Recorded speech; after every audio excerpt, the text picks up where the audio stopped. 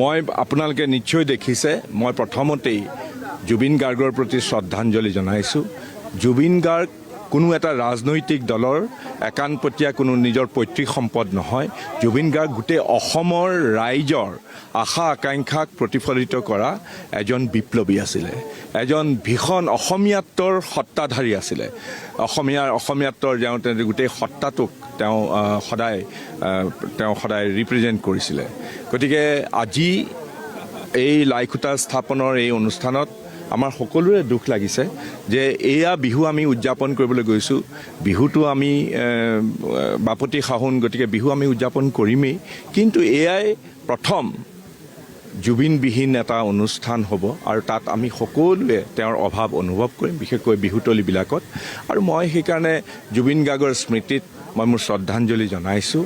জুবিন গাৰ্গ সদায় অমৰ হৈ থাকক আৰু সেইটোকে মই মনে প্ৰাণে কামনা কৰোঁ। এটা ঐতিহ্যমণ্ডিত সমষ্টিত আপুনি যিহেতু প্ৰতিনিধিত্ব কৰাৰ সুযোগ পাইছে, দিছপুৰৰ সাধাৰণ যিসকল ভোটাৰ আছে সেই ভোটাৰসকলৰ কাষলৈ আপুনি কোনবোৰ কথা আপুনি ভোট বিচাৰি যোৱাৰ? মই আনুষ্ঠানিকভাৱে আমাৰ যেতিয়া মনোনয়ন পত্ৰ কাইলৈ দাখিল কৰিমহে, তাৰপিছত ইলেকশ্যন কমিশ্যনে আমাৰ মনোনয়নবিলাক স্ক্ৰুটনি কৰিব আৰু 25 তাৰিখে স্ক্ৰুটনি কৰাৰ পিছত যেতিয়া ইলেকশ্যন কমিশ্যনে আমাৰ মনোনয়ন যেতিয়া গ্ৰহণ কৰিব, গৃহীত হৈছে বুলি ক'ব, তাৰ পিছতহে মই আনুষ্ঠানিকভাৱে কেম্পেইন কৰিম। গতিকে এই মুহূৰ্তত মই অলপ প্ৰিমেচিয়ৰলি কথা ক'ব খোজা নাই।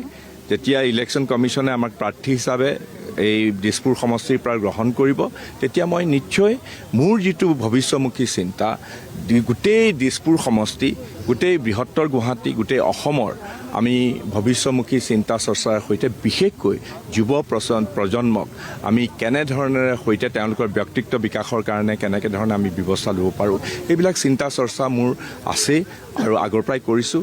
গতিকে মই এতিয়া বিজেপি দলৰ আৰু বিশেষকৈ অসমৰ মাননীয় মুখ্যমন্ত্ৰীৰ সহযোগত মই নিশ্চয় এই যিটো কৰিবলগীয়া আমাৰ যিবিলাক কাৰ্যসূচী হ'ব, সেই কাৰ্যসূচীবিলাক আমি বৰ সবলভাৱে আমি ৰূপায়ণ কৰিব পাৰিম বুলি মোৰ দৃঢ় বিশ্বাস।